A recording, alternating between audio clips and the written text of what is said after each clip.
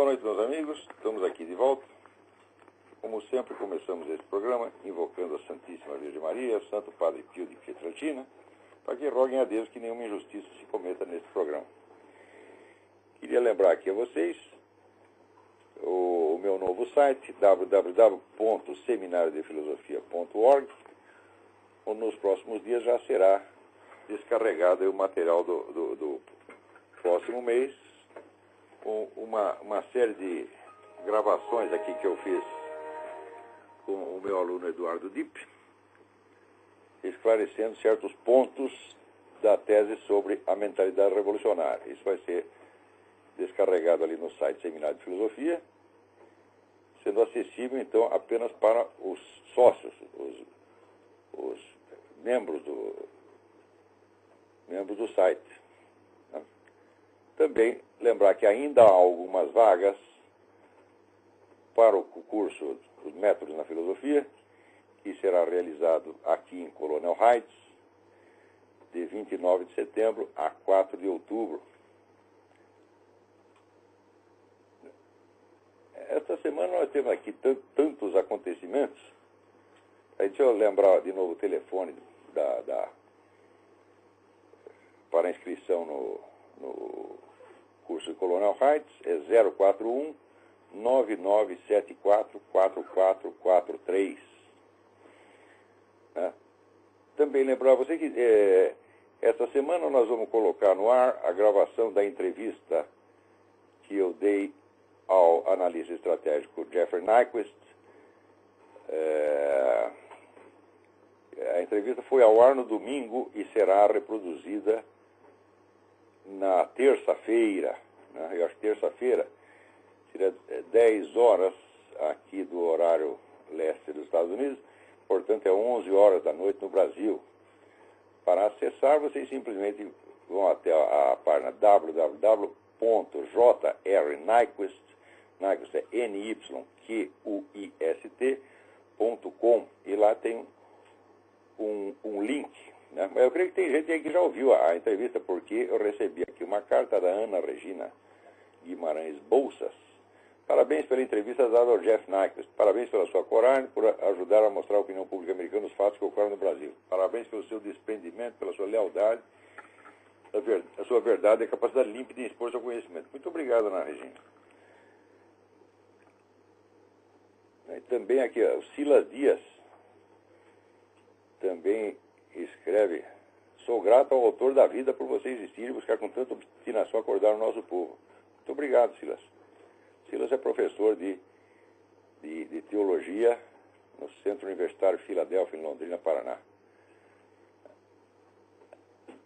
Agora, aqui, eu recebo aqui uma comunicação de que parece estar havendo realmente um movimento para lançar o impeachment do presidente Lula, né, além de pedir a demissão de toda a diretoria da Agência Brasileira de Inteligência, né? ABIN, né? O diretor lá da ABIN é um homem que disse que não há nenhuma prova de que existe uma ligação entre o PT e as Farc. O jeito que disse isso tem que levar um pontapé no meio do cu, porque não é possível. Quer dizer, você tem quase 1000 páginas de atas do Foro de São Paulo comprovando, né, essa ligação ao longo de 18 anos. O cara diz, não tem nenhuma prova. Que palhaçada é essa?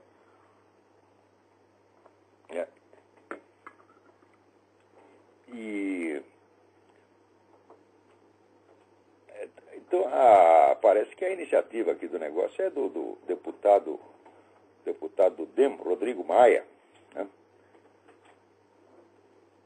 Então diz aqui o Maia, o que a lei diz é que ou o presidente é responsável por toda essa coisa, ou alguma autoridade no governo é. Né?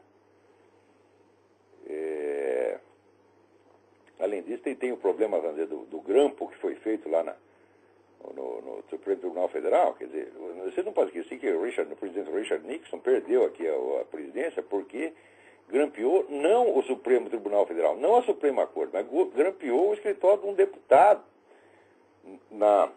no prédio que é onde era o Comitê Nacional Democrático, do Partido Democrático, o famoso edifício Watergate, o edifício medonho que tem aqui em Washington, era a sede do Partido Democrático.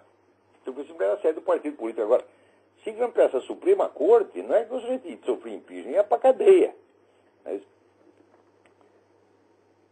Então, o artigo 7 da lei de impeachment estabelece que é crime de responsabilidade contra o livre exercício dos direitos políticos, individuais e sociais, serviço das autoridades sob sua subordinação imediata para praticar abuso do poder ou tolerar que essas autoridades o pratiquem sem repressão sua. A lei é muito clara. Então, o Dema aqui quer se articular com o PSDB para a oposição tomar, vamos dizer, uma atitude conjunta. Agora, o problema no Brasil é o seguinte, o problema é que não adianta você fazer o impeachment do Lula, porque ao longo desses anos todos, não só desde a chegada do PT ao poder, porque, vamos dizer, a Revolução Cultural gramsciana antecede isso de muito, e teve, aliás, uma belíssima ajuda do seu Fernando Henrique, né? Eles conseguiram corromper tantas áreas da vida brasileira, né, que tirar o Lula, né, é mais um enfeite do que outra coisa. Não se trata do Lula, se trata de todo um esquema de poder que se sobrepôs ao Estado brasileiro e se sobrepôs à própria sociedade brasileira, né, corrompendo tudo. Vocês querem um exemplo? Essa semana, o advogado paulista Fernando Lobo Dessa, um advogado tributarista altissimamente competente, escreveu um trabalho que ainda não está publicado no Mídia Sem Máscara, mas deve sair lá durante a semana, mostrando que já está em vigor há 4 anos, sem que ninguém comente absolutamente nada, uma lei que permite o seguinte: se você tem uma dívida superior a não sei quanto, acho que, sei lá, 500 mil reais, qualquer coisa assim, o juiz pode entrar diretamente na sua conta, né, online, quer dizer, com o computador, o juiz entra na sua conta e imediatamente seleciona os bens que ele quer para pagar a dívida e põe aquilo em leilão imediatamente.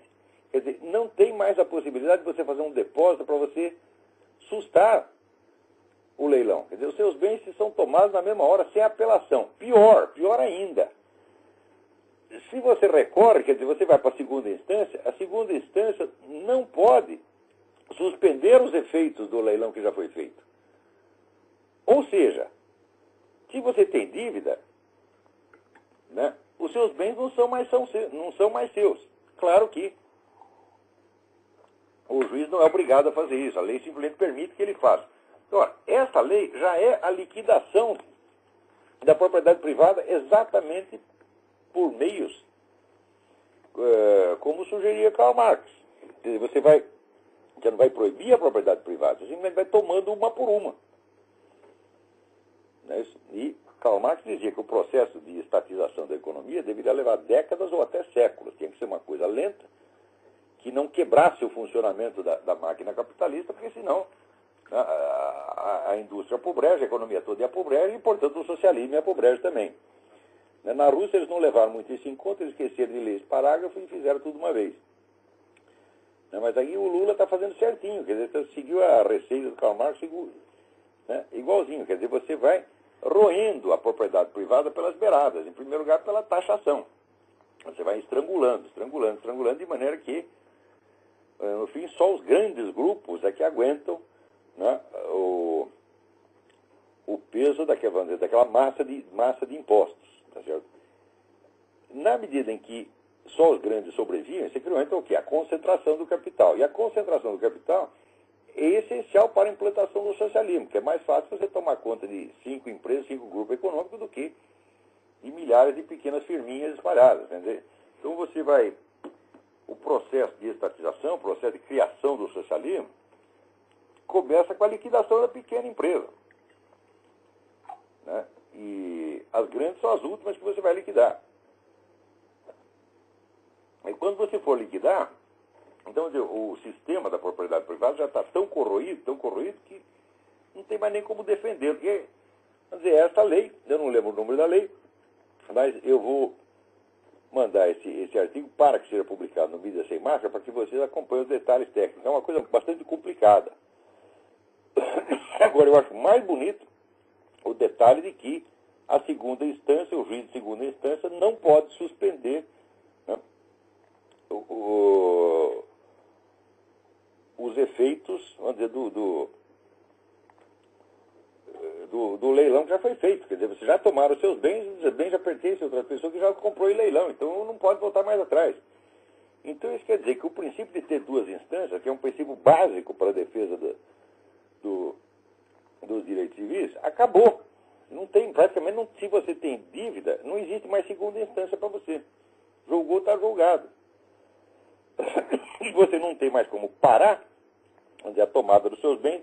Antigamente você fazia um depósito, né? Então parava o processo. Agora não para mais. E o mais curioso é que as próprias vítimas dessa coisa, que é eminentemente a classe empresarial, se recusa a ver a gravidade da situação em que ela mesma está colocada. Quer dizer, quando você tenta alertar os caras, eles dizem, não, mas você está exagerando, né? Você é muito radical. Quer dizer, eles fazem questão de... Isso é que nem mulher que está apanhando o marido, você vai lá defender, né? Daí ela fica contra você, fala, não, o marido é meu, você não tem que se meter, né? Mas aconteceu isso, eu estava andando ali na Vila Santa Maria e tinha uma mulher caída, tendo lá um ataque na rua, né? E eu fui lá ajudar a mulher a levantar. Ela começou a bater em mim e dizer, detesto o homem. Eu falei, então a senhora que se foda, pô, fica aí mesmo, entendeu? Então, a mulher quer o direito, né, de apanhar sem ser incomodada. Então,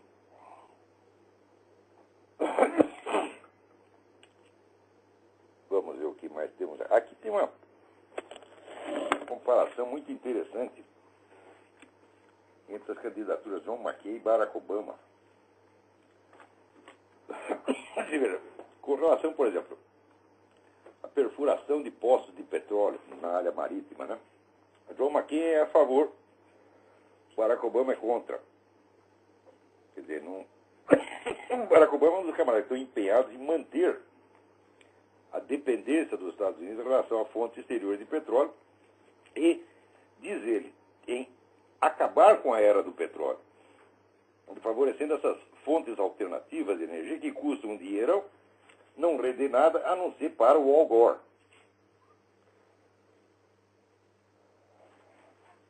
Segundo, o John McCain acha que os juízes têm que interpretar a lei e não fazê-la. Note bem, no caso brasileiro, por exemplo, que eu acabei de citar, o juiz, evidentemente, faz a lei, porque o juiz está autorizado a tomar os seus bens imediatamente, mas ele pode não fazer isso se não der na cabeça dele fazer outra coisa. Então, praticamente, é ele que decide qual a lei que vai ser aplicada. Agora, gozada que se comparar, por exemplo, a experiência do McCain, 22 anos no Senado, Barack Obama teve exatamente 173 dias no Senado. Não chegou a 6 meses no Senado. Essa é toda a experiência política do Barack Obama. E tão logo foi anunciado que a Sarah Palin seria a vice do McCain, a turma do Obama começou a reclamar que ela não tinha experiência. Quer dizer, ela foi prefeita e governadora, ela tem experiência em cargo executivo. Há 6 anos. Agora, o Barack Obama não tem experiência nem de senador. Aliás, se você quer dizer, o Barack Obama jamais trabalhou na vida. O Barack Obama só teve um emprego numa ONG. Quer dizer, um emprego de ongueiro, né? Então, parece aquele negócio que tinha aquela música no Brasil, né? Minha mãe lhe amava astral e meu pai era surfista profissional. Quer dizer, isso aí para a carreira de Barack Obama. Né? Agora, eu também queria lembrar a você que eu fui o único jornalista brasileiro que, aliás, através deste programa, anunciou que a Sarah Palin seria a mais provável candidata à vice-presidência. No Brasil, os nossos correspondentes estrangeiros, né, correspondentes em Washington, comentaristas políticos, analistas, os experts, eles nem sabiam quem era a Sarah Palin. No Estadão, o Paulo Sotero está aqui em Washington, eu acho que é 153 anos aproximadamente, né? Assim, é o grande cobrão do assunto americano do Estadão, deu lá uma lista de 10 vice-presidenciáveis, nenhum dos quais era Sarah Palin. Né?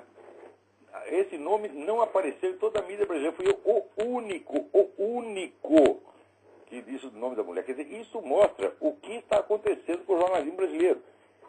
Quer dizer, o sujeito ser correspondente em Washington significa o seguinte: o nego passa a noite na farra, vai para as putarias, né, bebe, come lá as mulheres que quer, acorda às 4 horas da tarde, lê um pouquinho do New York Times e faz um resuminho de merda e manda propaganda lá. É isso, e ganha, né, 20 mil dólares, 30 mil dólares, 50 mil dólares. É um negócio incrível, né? E eu, aqui, se fizer a lista das coisas que eu anunciei, e que a mídia inteira ignorou, por exemplo, em 2002, a mídia inteira dizia que o Lula não ia ganhar a eleição.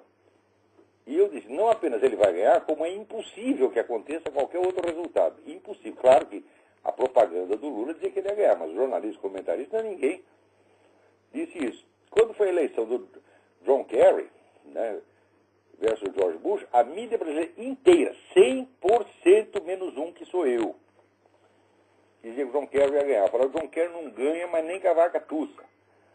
Tá certo? É impossível.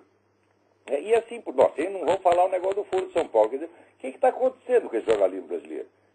O que está acontecendo com o jornalismo brasileiro? O que está acontecendo com a justiça brasileira? O que está acontecendo com a polícia brasileira? O que está acontecendo com a política brasileira? Com a educação brasileira? Ou seja, está tudo virando uma putaria, uma confusão, uma enganação geral. Então, é por isso que eu digo, o problema do Brasil não é mais político, não é mais um problema do PT. O problema é que todas as estruturas, né, jurídicas, legais, civilizacionais, educacionais, todas foram derrubadas. Não se trata de tirar o Lula, se trata de reconstruir um país que foi totalmente destruído. Né? E o que aconteceu, então, na esfera cultural? Né? Se você pegar os anos 50, digo, olha, veja os grandes escritores brasileiros que tinha nos anos 50. Você tinha ali vivo, você tinha, né, Zé Lins do Rego, Graciliano Ramos, Marques Rebelo, Álvaro Lins, Aníbal Machado, quer dizer, era uma galeria de coisas de primeiríssimo plano, né? Gilberto Freire estava vivo, atuando ainda, né? O Mário Fernando Santos estava vivo, quer dizer, hoje, qual é o maior intelectual brasileiro? Paulo Coelho. O segundo maior intelectual brasileiro é Gilberto Gil. O terceiro é esse seu Juca, não sei das quantas, Juca Teixeira, que ficou, é o sub-Gilberto Gil, que ficou no lugar dele no Ministério da Cultura. Quer dizer, é uma coisa, é uma gozação sinistra. Isso significa, não é que acabou a cultura superior no Brasil, é que as pessoas não sabem mais o que é. Acabou há tanto tempo e acabou tão completamente que as pessoas não são capazes de imaginar o que é para sentir falta. Né? Então, é claro que nessa altura a pessoa pode, né, votar leis absurdas como essa, por exemplo, né, você tem uma dívida, a gente já toma direto tudo que você tem e a segunda instância não vale mais.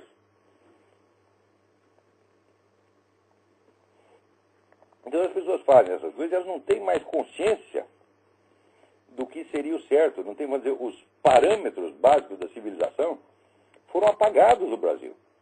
Quer dizer, isso aí virou um hospício mesmo, não tem mais controle. Então, agora, como é que no meio disso vocês reclamam, né? Ah, mas tem muito banditismo, tem bala perdida e tal. Escuta, não é possível você botar ordem na vida se você não botar ordem na sua cabeça primeiro. Imagina assim, aqui você tem um sujeito está louco, né? Desempregado e a mulher dele foi embora. Qual o problema que você acha que tem que resolver primeiro? Arrumar um emprego? Trazer a mulher dele de volta? Não dá, você tem que primeiro curar a cabeça do cara, é uma coisa tão óbvia. E a gente, vamos dizer, a própria discussão de qualquer assunto com o brasileiro se transformou em uma coisa absolutamente inviável. As pessoas não têm um entendimento mínimo. Se veja, por exemplo, toda essa oposição, todos esses movimentos que fizeram, né, de protesto apolítico. Eu digo, cada vez que você faz um protesto apolítico, você está dando, obviamente, o monopólio do direito de fazer política para os adversários. Isso é uma coisa que qualquer criança tem que entender. Quer dizer, o que tem de feio você fazer política? Você não pode fazer? Você está reconhecendo que você não tem o direito de fazer?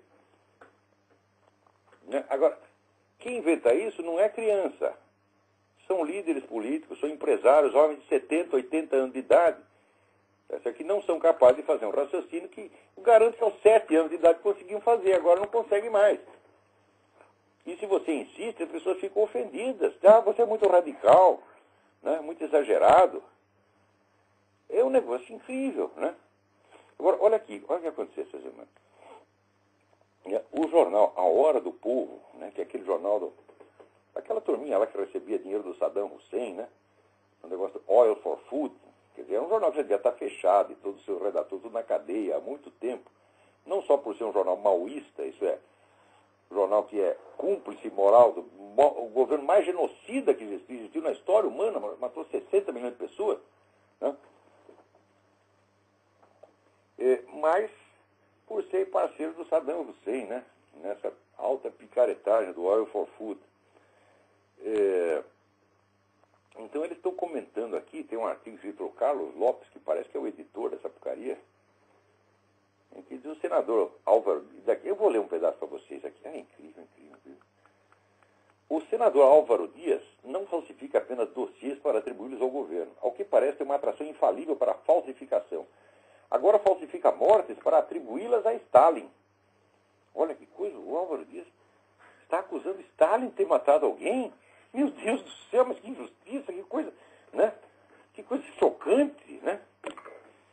Daí, prossegue aí o tal do Carlos Lopes. Em discurso do Senado, Álvaro Dias reivindicou do governo brasileiro o reconhecimento do suposto holocausto ucraniano, no qual Stalin teria matado de fome 10 milhões de ucranianos entre 1932 e 1933. Você viu, o Álvaro Dias parece que foi o primeiro sujeito que falou isso na humanidade, desde daquela, né? Por exemplo, o primeiro sujeito que referiu isso aí foi um repórter em inglês chamado Malcolm Muggeridge, o qual estava lá na Ucrânia, junto com o correspondente do New York Times, que é o Walter Duranty. E o Walter Duranty mandava correspondências para o New York Times, dizendo que na economia ucraniana estava um progresso maravilhoso, só tinha criancinha tudo gordinha, rechonchuda, coradinha, né? E o Malcolm Muggeridge falou, escuta, mas esse cara estava lá comigo, ele viu todas aquelas pessoas morrendo de fome, e ele está escrevendo o contrário. Foi assim que o mundo ficou sabendo, né, do holocausto ucraniano. Isso já na década de 30 mesmo, né? Agora, aqui argumenta o Carlos Lopes, né? Dias não é prendado em dotes intelectuais, suas prendas são outras. Assim, ele nem se pergunta onde foram parar tantos cadáveres e nem qual era, em 1932, a população da Ucrânia soviética, pois eram 25 milhões de pessoas. Portanto, Dias está dizendo que 40% da população morreu em um único ano. Resta saber qual o milagre que fez com que, apesar do desaparecimento de 40% da população, a Ucrânia, como registravam os censos, presta atenção, os censos, aumentasse seus habitantes em 3.339.000 pessoas entre 1926 e 1939.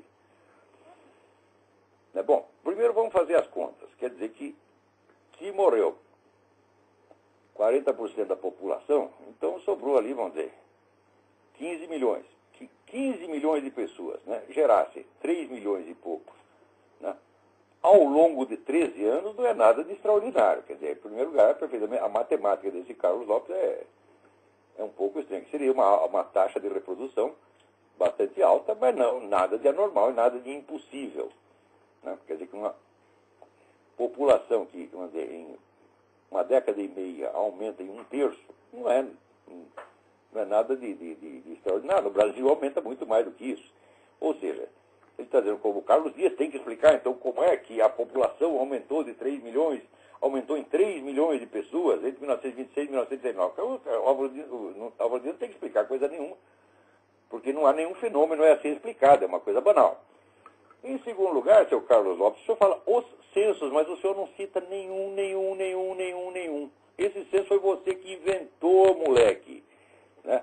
Porque se você quer ver os censos aqui, qual é a verdadeira fonte da informação, você procura aí no Livro Negro do Comunismo, na página 185 da edição original francesa, Robert Laffont, editora Robert Laffont, está lá dado os censos russos, os censos soviéticos. E foram exatamente os censos soviéticos que serviram de base para dizer que a população tinha diminuído em 6 milhões de pessoas entre 1932 e 1933. Quer dizer, ainda que a população estivesse em crescimento desde 1926, presta atenção, houve uma interrupção no ano de 1932, quando Stalin cercou ali a Ucrânia, e tomava todas as colheitas dos caras, então deixava os negros que tinham trabalhado morrer de fome, e ele pegava toda a comida para alimentar o exército soviético, né? E ele mesmo, o Stalin, inventou a expressão a arma da fome, foi ele que inventou. Então, tem um momento que eu estou aqui pedindo um cafezinho. Então, os dados que estão aqui, né, são as fontes russas.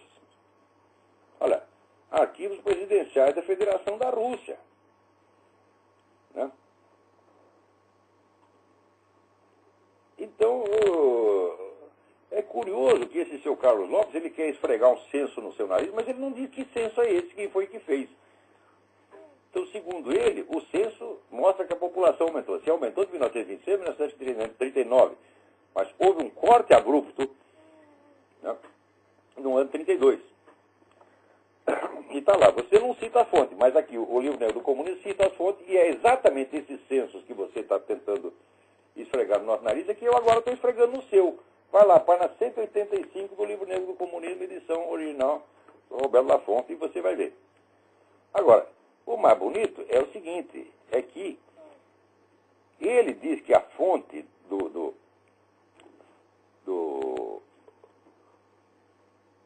a fonte universal, a fonte principal sobre esse negócio do morticínio da Ucrânia é o livro do Robert Conquest, Harvest of Sorrow, Colheita de Tristeza, né? Mas, em primeiro lugar, que não é. Já vamos ver que não é. A fonte primeiro sujeito a levantar a lebre foi o repórter inglês Malcolm Muggeridge, que não é nem mencionado nesse artigo do Carlos Lopes, né?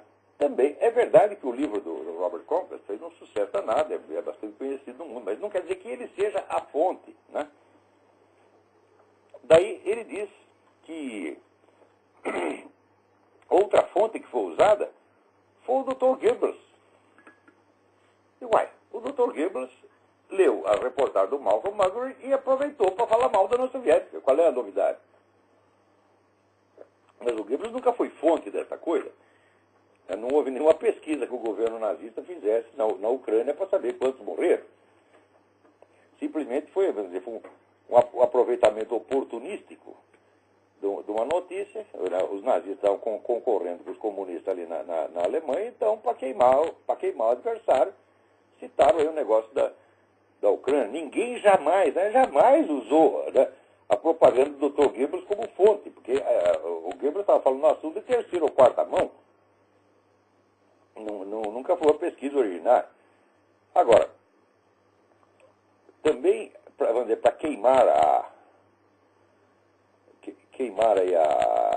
limpar a imagem do Stalin, né, eles dizem que o Robert Conquest, olha, que foi denunciado em 1978 pelo jornal The Guardian como funcionário do Information Research Department, que ele diz que é um departamento de desinformação criado pelo governo inglês. Falei, em primeiro lugar, qual é a prova de que esse departamento fosse um departamento de desinformação? Quer saber, é um departamento de pesquisa. Mas,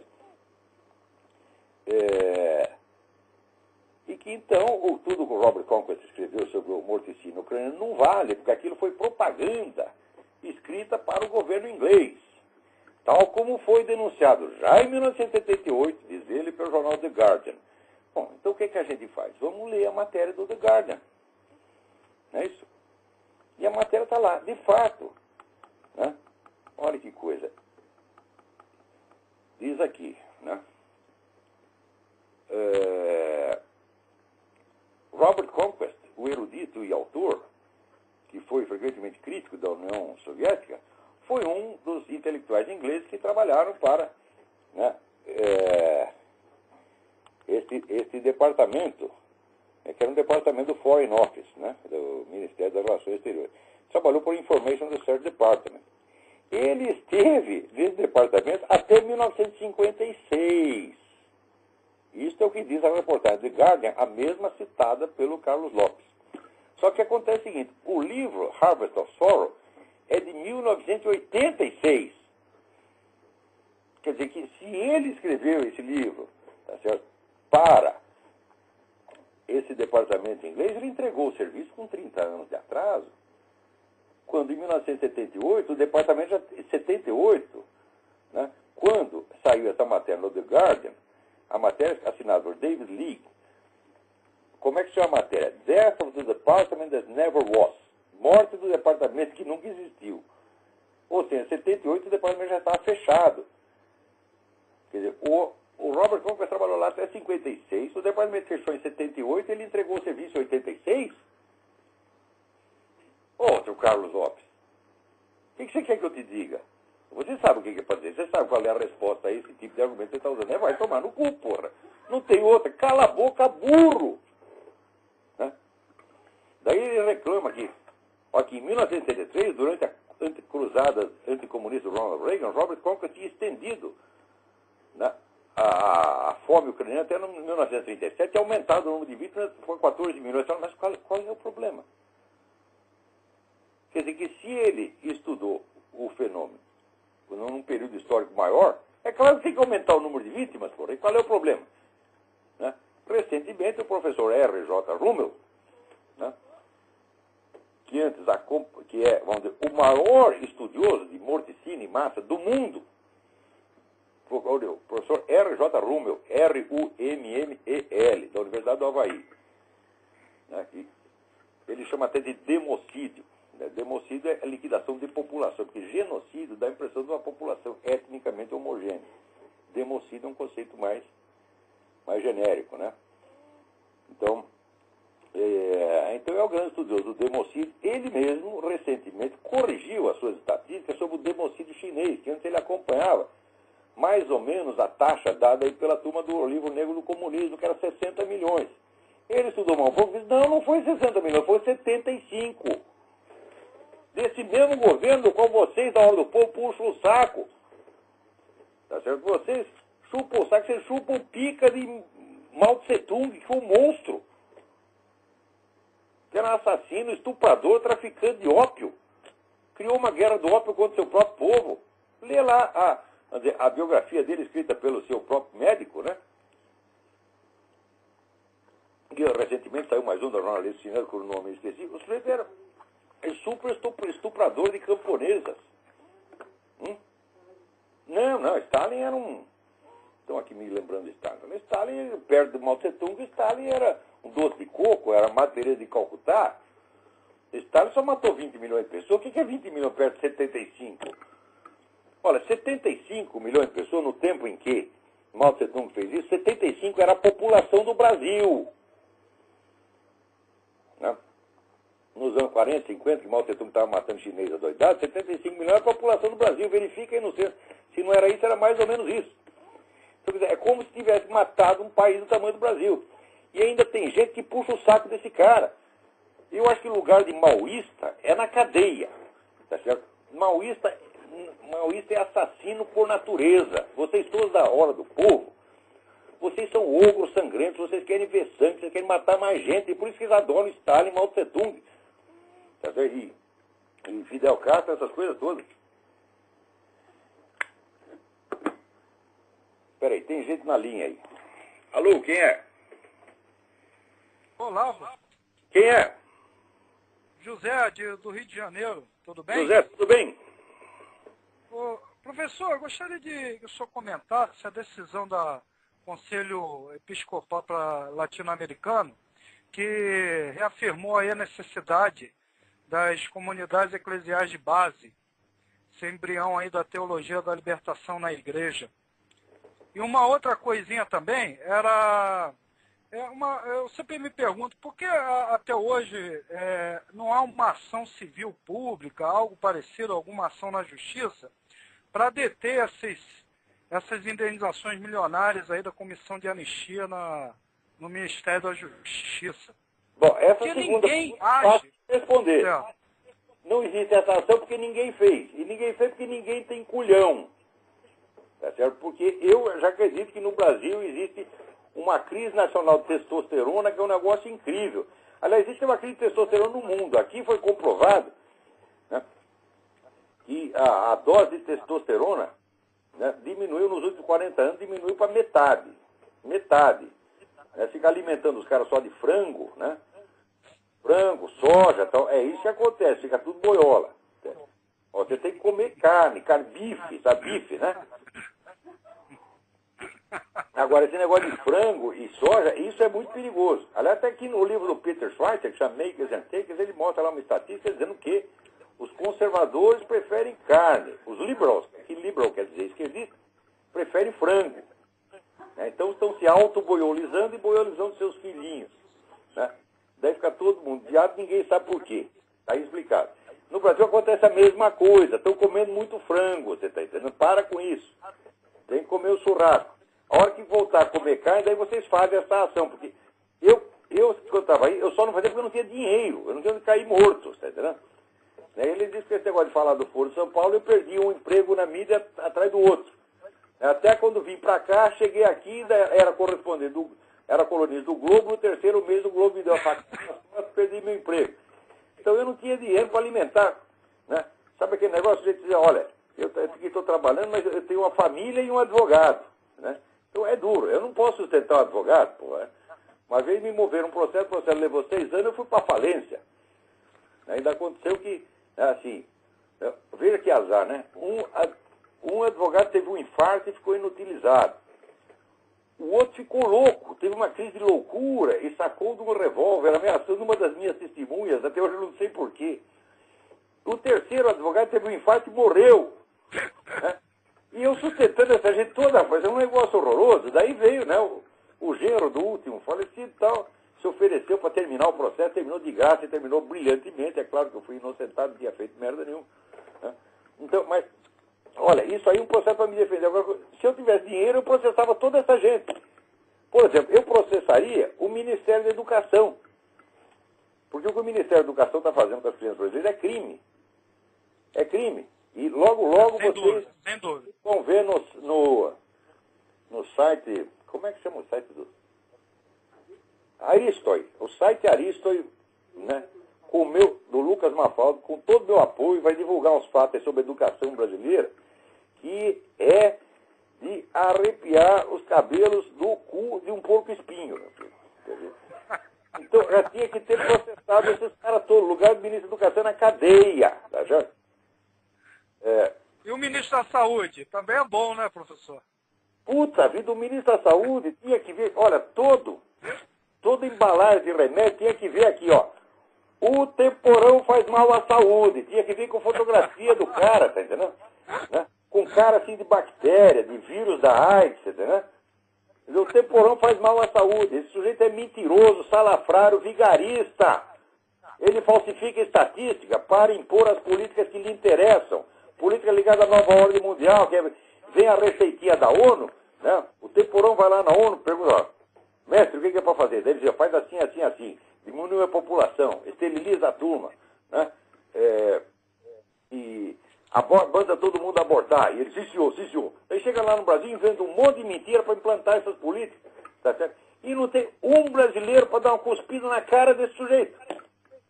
Até quem é contra, porque no Brasil é o seguinte, as pessoas não, só que acreditam em luta política, luta pelo poder, é a esquerda. A direita, o que resta da direita, se é que é direita, né, só acredita em debate de ideias. Tudo virou debate, né, debate acadêmico. Então você tem que tratar o adversário com muito respeito. Quer dizer, você está lá batendo a sua carteira, né, comendo a sua mulher, estuprando a sua filha, tomando os seus bens, ladrão, e você discutindo lá. Você tenta assaltar, né? E daí você diz, não, meu amigo, aqui nós temos uma pequena divergência aqui na interpretação do Código Penal, né? E virou tudo no Brasil, virou debate educado. Então não dá, pô. Quer dizer, um cara está querendo poder e outro está querendo debate acadêmico. Então cada um vai ficar com aquilo que quer. Você fica o debate acadêmico, a gente fica o poder e põe você na cadeia. Que nem fizeram com esse coitado desse homem que fez a educação, tentou fazer homeschooling com as crianças, né? E que agora fizeram lá um exame, né? Leonino, um exame já calculado para reprovar os meninos, um exame muito mais difícil do que tem para os alunos da idade deles. Foi o casal de Curitiba, né, professor? Foi o casal de Curitiba, não foi? Exatamente. Agora, atenção, essa turma que faz homeschooling, vocês todos são trouxa. Porque vocês estão achando que estão numa democracia. E agem como se tivessem tais ou quais direitos. No Brasil você não tem direito nenhum. Então, vou dizer, se você quer fazer homeschooling, você primeiro processa o Ministério da Educação. Daí você faz homeschooling com as suas crianças, porque daí o Ministério não pode te processar porque é retaliação. Então, primeiro processo esse desgraçado por não dar uma educação decente para os seus filhos. Mas daí o sujeito diz, Ah, mas eu sou da paz, eu só quero educar meu filhinho em casa, eu não quero briga. Fala, tu não quer briga, não se meta. Você está entendendo? Não faz de conta, assim, que você vai exercer os seus direitos e ser respeitado. Você está entendendo? Porque, olha, homem que é homem, ele quando quer fazer uma coisa, ele diz, eu vou fazer, e se vier em cima de mim, eu me defendo e eu vou para a briga. Agora, mulher não. Mulher briga para os outros. E no Brasil está todo mundo agindo como mulherzinha. Então o sujeito age como se ele tivesse direito, porque ele acha que, eu serei respeitado. Será respeitado coisíssima nenhuma, meu filho. Ou tu te autoafirma, tá certo? Ou tu usa a força, tá entendendo? Ou então você não será respeitado. Então não façam de conta que estão numa democracia. Vocês não estão numa democracia, tá certo? E vocês aí só terão os direitos que vocês tiverem a força de impor. Porque todos os seus direitos já foram revogados. Só quem tem direito no Brasil é o PT. O PT tem o direito de matar, traficar, de fazer acordo com o FARC. Tem todos os direitos. E a gente não pode falar nada deles. Como é que você vai achar que numa situação dessa você vai fazer homeschooling e os caras vão te respeitar? Você não está nos Estados Unidos, pô. E a questão, professor, dessas comunidades eclesiais de base? Olha, isso aí é para mostrar que quando... Veja, o grande historiador espanhol, Ricardo de la Sierra, escreveu 2 livros sobre a história da teologia da libertação e chegou à conclusão que a teologia da libertação tinha sido derrotada. Não foi derrotada coisíssima nenhuma. A teologia da libertação na América Latina é vitoriosa. Ela manda na América Latina hoje. Né? E a Igreja Católica, onde as entidades representativas da Igreja Católica já não são católicas há muito tempo. Estão tudo excomungado, porra. Agora, as pessoas não querem ouvir falar disso. Por quê? Porque elas acham o seguinte, é tudo um debate acadêmico e você tem que tratar o outro com muito respeito. Então chega lá o bispo, o cardeal, né, apoia o movimento comunista, etc. E você não tem o direito de dizer para o cara que tem um decreto papal que o excomunga. Você tem que tratar o desgraçado com respeito. Quando ele está lá cuspindo, tá exatamente, certo? Cuspindo em 2000 anos de história da igreja, né, querendo te vender comunismo, que existem inúmeros decretos papais condenando o comunismo. Desde o tempo do Leão XIII tem isso. Quer dizer, o cardeal pode fazer o que quiser e você tem que respeitar o cara. Isso é o que a doutrina da igreja chama de respeito humano. Você está colocando o respeito por uma criatura humana muito acima do respeito que você tem que ter pela igreja e pelo próprio Deus. Então, o respeito que eu tenho por esses caras se expressa mediante essa seguinte expressão: vai tomar no cu. Eu não direi a esses caras que seus cardeais fazer ministras de merda, nada mais respeitoso do que isso, porque não merecem. Não lhe dão uns tapas na cara, porque são os velhinhos. Se eles baterem neles, eles morrem, os desgraçados. Entendeu? E eu não quero ver a morte dos desgraçados destas minhas costas. Eu sou o sujeito que hesita até em matar um mosquito, se eu poder... Né? Eu tinha uma aranha lá em cima da minha escrivaninha. O que eu fiz? Eu expulsei a aranha para você. Falei, foge daqui, senão eu vou matar você. Ela vai depressa, eu correndo. Eu tenho dó até da aranha, não vou ter desses velhos desgraçados. Agora, que devia jogar eles na privada, puxar descarga, devia. Né? Tá certo. Tá bom, professor, muito obrigado mais uma vez. Obrigado eu. Parabéns pelo programa, tá? Por tudo aí que o senhor vem contribuindo aí para o aumento da nossa a consciência da realidade brasileira. Tá? Um grande abraço. Um abraço, boa sorte para você. Espera aí, tem mais alguém na linha aí. Vamos lá, quem é? Alô? Olavo? Eu? Alô, tudo bom? Tudo bem? Tá me ouvindo? Tudo perfeito. Estou ouvindo perfeitamente. Maravilha. Aqui quem tá falando é o Marcos, de Porto Alegre, tá falando. Porto Alegre, tudo Olá, bem? Tudo bom?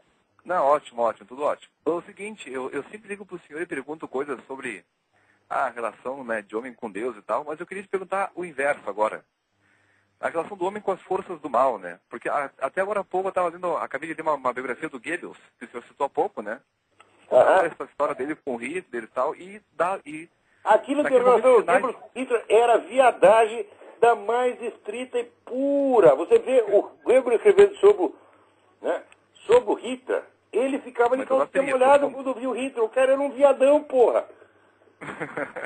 Sim, mas eu queria te lançar 2 perguntas aí, né? Eu queria porque ali naqueles momentos finais dos dois, e do Hitler especialmente, tu sente realmente o clima negativo que há, sabe?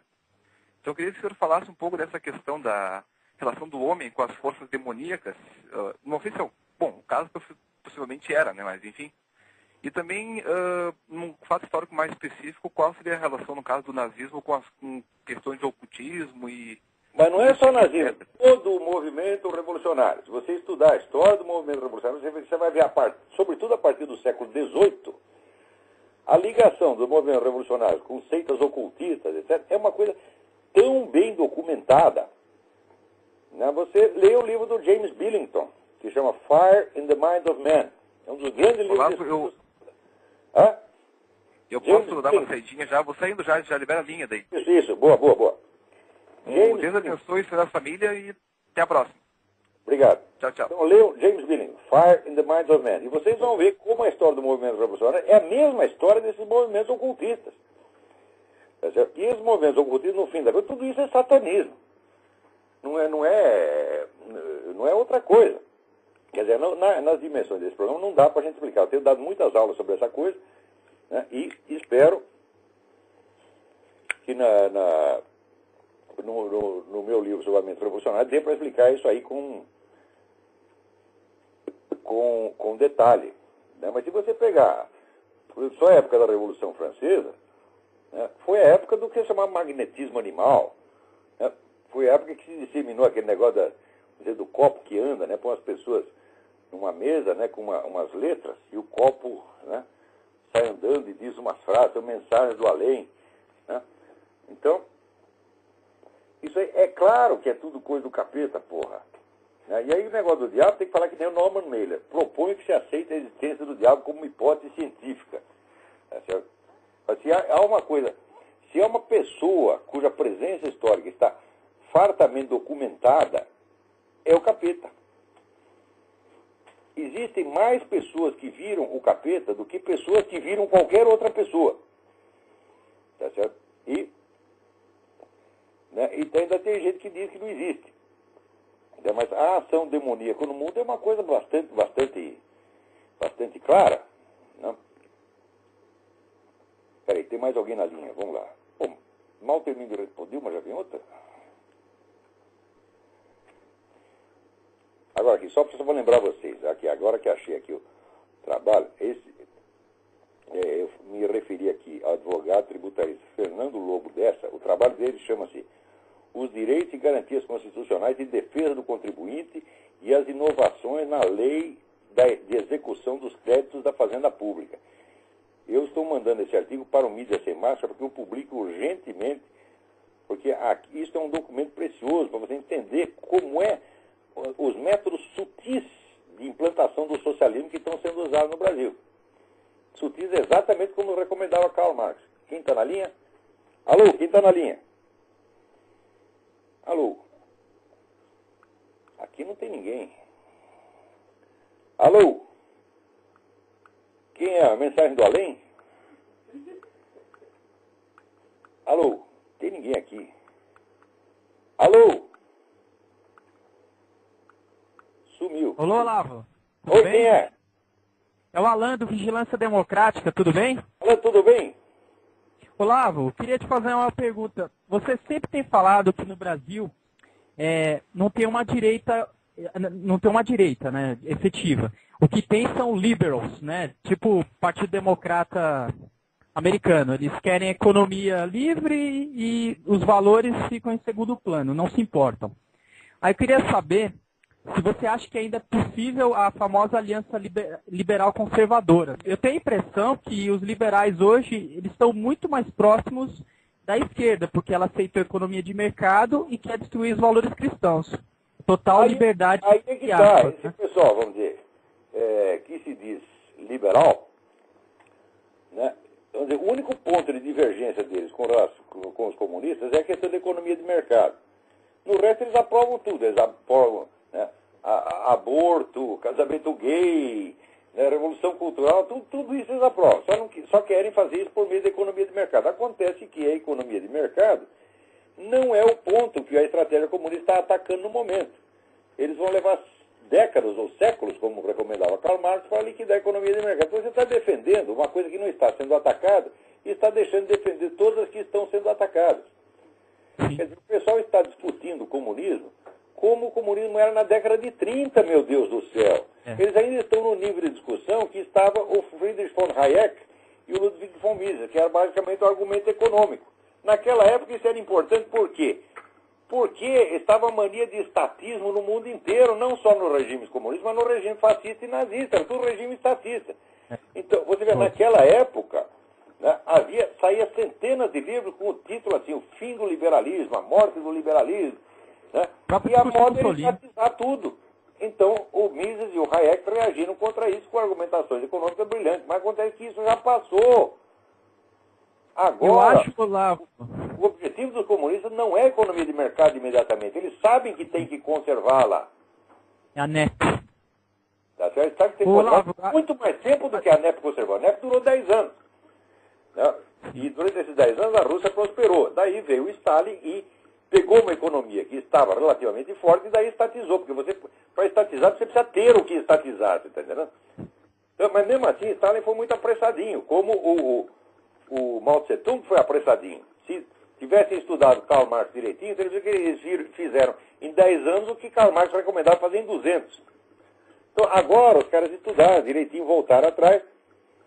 E a técnica diz o seguinte: você constrói um esquema de poder comunista, você domina a cultura, domina a política, domina a sociedade, domina a mente de todo mundo e, sobretudo, domina a mente do adversário, predispondo a aceitar o que quer que você mande fazer, exatamente como está acontecendo com os empresários brasileiros. Daí, depois, aos poucos, você vai centralizando a economia, com muito cuidado para não quebrar o pote, tá entendendo? Então, você fica, eu sou a favor da economia de mercado, você não está falando nada, os comunistas também, nós também somos a favor da economia de mercado. Então, esse tipo, como diz, com esse tipo de amigo, quem precisa de inimigo, entendeu? Agora, claro que achando lá. Tem cara que é liberal e que é cristão, tem cara liberal conservador, também tem, entendeu? Eu estou achando que não é mais possível a aliança liberal conservadora por causa disso. Eu acho que os liberais, a identidade deles, claro, é com o esquerdismo hoje. Por exemplo, se quiser fazer uma aliança entre o Rodrigo Constantino e eu saio correndo. Olha, você faz o seguinte. Eu também tenho os liberais que eu fujo. Aliança com a hora do povo, mas com o Rodrigo Constantino não. Turma da hora do povo é mais conservadora do que o Rodrigo Constantino. Né? E acaba identificando os conservadores como liberais pura e simples, o que é uma total contrassenso, né? Porque no Brasil, querer aplicar um liberalismo louco e insano no Brasil é inviável, né? Você não pode esquecer, é o seguinte, no Brasil houve um movimento conservador no tempo do Império. O líder do movimento conservador chamava-se Joaquim Nabuco, que era li abolicionismo. Que era ao mesmo tempo o líder abolicionista. Quer dizer, o conservadorismo no Brasil, né, deveria partir dessa nobre tradição inaugurada ali por Joaquim Nabuco, os conservadores do tempo do Império. Mas depois ainda teve alguns pensadores conservadores notáveis, como João Camilo de Oliveira Torres, que era, não por coincidência, um monarquista. Quer dizer, as tradições conservadoras no Brasil estão ligadas, de algum modo, à Igreja Católica e ao monarquismo. Então é essa a única fonte que tem, mas isso não tem expressão política. Se você pensar que é o líder conservador no Brasil, eu digo é o príncipe Dom Bertrand, que é, cá entre nós, o sujeito que mais estudou o Brasil. É o único estadista que tem nessa merda, tá entendendo? É o sujeito que você fala em qualquer... Dom Bertrand, como é que é aí, sei lá, a plantação de banana em Catolé do Rocha? Eles dizem, plantaram tantas bananas, colheram tanto, custa tanto, papapá. É um negócio impressionante, né? Não tem... Antigamente era tudo político que se candidatava qualquer coisa, era assim, o sujeito sabia tudo, tinha tudo estatística na cabeça. Agora o único que tem é o Dom Bertrand, que não é candidato a nada. Se fosse candidato, eu votava nele para tudo, para vereador, para deputado, para prefeito, para governador, para presidente da República, e para papa. Né? Infelizmente é o único que tem. Então o movimento conservador que tem está ali ligado em volta do Dom Bertrand. Não existe um conservadorismo, vamos dizer, ideológico, doutrinal no Brasil. Então o pessoal usa a palavra conservador para dizer, se referir a pessoas que conservam apenas, querem conservar apenas a sua conta bancária. Não é isso? Nós temos uma mentalidade economicista, né? A gente só olha a questão econômica. Exatamente. Agora, quando você vai ver, esses que eles chamam conservadores, são os políticos, como Magalhães, Maluf, etc. Collor, tudo puxa saco do PT, porra. Tudo. Né? Então, nós somos economicistas. A direita no Brasil, você pega qualquer esquerdista rico, chama ele de conservador, acusa o cara do monte de crime, põe na cadeia e ainda diz, tá vendo os conservadores como são ladrão? Assim não dá, porra. Acho complicado. Realmente nós estamos sozinhos. Estamos sozinhos, mas olha, o que tem que fazer é o seguinte, não fazer aliança com filha da puta. O que interessa é fazer um movimento cultural primeiro, tá certo? Criar uma nova elite intelectual brasileira, séria, capaz de desbancar essa falsa liderança que tem aí, esses quartinhos de Moraes, esses Emir Salles. Bom, derrubar Emir Salles até é bater em criança, né? Uma coisa horrorosa. Né?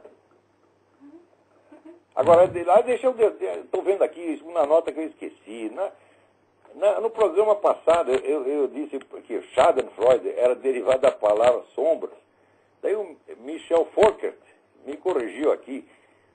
Sombra não é Schaden, é Schatten. Você me desculpa, o meu alemão é que nem o português do Lula, tá entendendo? É tudo que é alemão de carroceiro, você me desculpa, pô. Não tem nada que ver. A ideia do Schadenfreude é você se alegrar com a desgraça das pessoas, né? Que, aliás, é a emoção mais comum que você tem na esquerda. Leiam esse livro do Peter Schweitzer, Makers and Takers. E ele mostra ali, vamos dizer, ele usou os elementos de pesquisa de mercado que existia, de preferência. Quer dizer, existe um material imenso sobre conduta de conservadores e esquerdistas. Né? Os esquerdistas propagaram a imagem que o conservador é um sujeito egoísta, que só pensa isso, só quer saber de dinheiro, etc. Nunca citaram uma fonte. O Peter Schweitzer quem fez? Vamos pegar a fonte, vamos ver as pesquisas de conduta, como é que são. É um material imenso. E chega lá e descobriu o seguinte, que quem ajuda os outros é conservador, né? E esse negócio do Schadenfreude é a emoção mais característica da esquerda. Você quer ver, essa semana anunciou-se o furacão Gustav, que pode liquidar com a cidade de New Orleans, apenas 3 anos depois do furacão Katrina, né? Está tendo que tirar a cidade inteira. O comentário do Michael Moore. Ah, que bom, porque isso vai atrapalhar a convenção republicana. Isso é a prova de que Deus existe. Sabe o que se faz? O mesmo comentário foi feito por um sujeito que foi presidente do Comitê Nacional Democrático, agora que se chama, não sei o que, Fowler. Né? Acho que é Dan Fowler. Quer dizer, o que é isso? O que esse gente tem na cabeça? São monstros. Né? E eu citei lá no Accuracy Media, do meu caro Cliff Kincaid, né? Ele tem lá uma coleção de frases desse tipo, de esquerdista, eles só fazem isso. Olha, quando o Ted Kennedy ficou doente, com tumor cerebral, eu recebi várias circulares de organizações conservadoras dizendo, vamos orar por ele, porque se ele morrer assim, ele vai para o inferno, então vamos orar por ele. Né? Agora, quando o Robert Novak apareceu com tumor no cérebro, igualzinho o Ted Kennedy, toda a turma da esquerda, que bom, maravilha, vai morrer, desgraçado. Olha a mentalidade, eu falei, comunista não é gente, comunista é macaco, porra, quando é que vocês vão entender isso, porra? Né? Agora, estamos aqui, está acabando, porra. Peraí, tem mais alguém na linha aí? Então, por exemplo, agradecer ao Michel Fourkert, corrigiu o meu alemão. Né? Alô?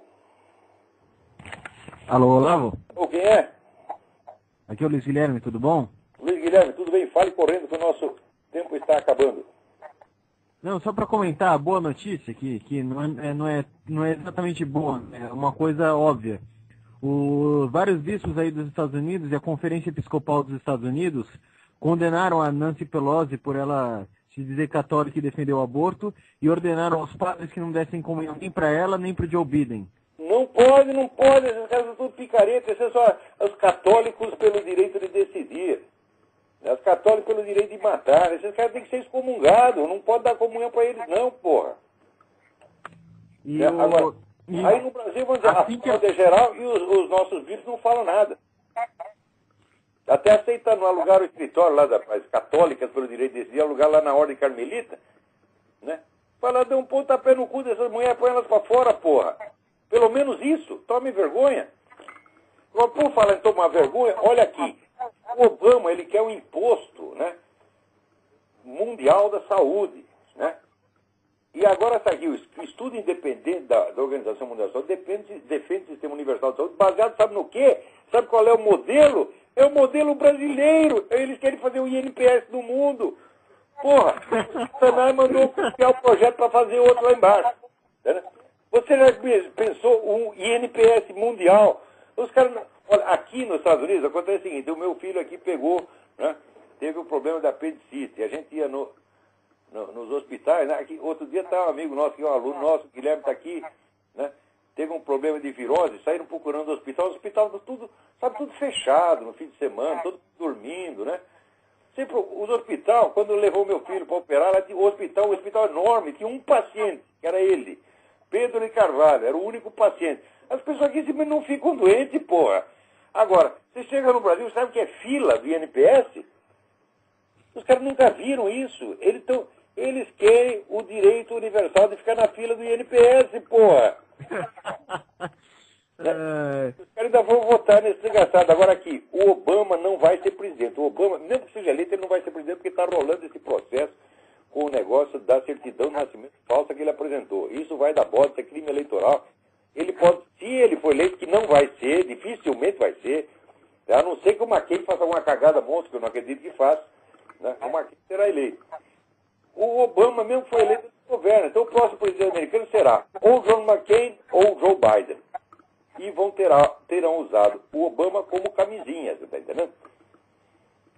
Quer dizer, quem vai... Né, o Obama é assim, que nem no cavalo de corrida, que é aquele cavalo rufião que vai esfregando na égua, só para excitar, daí você chama o garanhão come. O Joe Biden já aparece aí, né, dando uns amassos na mulher do Obama, e daí ele vai ficar com a mulher, vai ficar com o cargo, tudo, e o Obama vai para casa. Né? Então, Olavo, eu só queria aproveitar, né, comentar a respeito disso, para pedir para os outros ouvintes rezarem pelos bispos brasileiros para que eles sigam o modelo dos bispos americanos, que em uma semana, depois que a Nancy Pelosi defendeu o aborto, dizendo que Santo Agostinho aprovava, refutaram ela, 12 bispos importantes refutaram ela uma semana, mais a Conferência Episcopal. A CNBB demorou 2 meses. A CNBB demorou 2 meses para retirar as católicas do direito de existir do DVD e depois desses 2 meses só disse que elas não eram católicas. Aqui os bispos são machos, os caras são para valer, não é que nem esses boiola que tem no Brasil. Agora eu lembro assim, que antigamente uma vez escrevi um livro, né, sobre assuntos, comentando uma peça de teatro, mas tinha um fundo teológico no negócio, e levei para o meu falecido amigo, Padre Caetano de Vasconcelos, que é um escritor, fazia um programa de rádio, muito sucesso e tal. Eu levei o padre, o que você acha do meu livro, né? Ele leu e falou, meu filho, isso aqui está muito bom, mas não vai adiantar nada, você não vai conseguir converter os padres.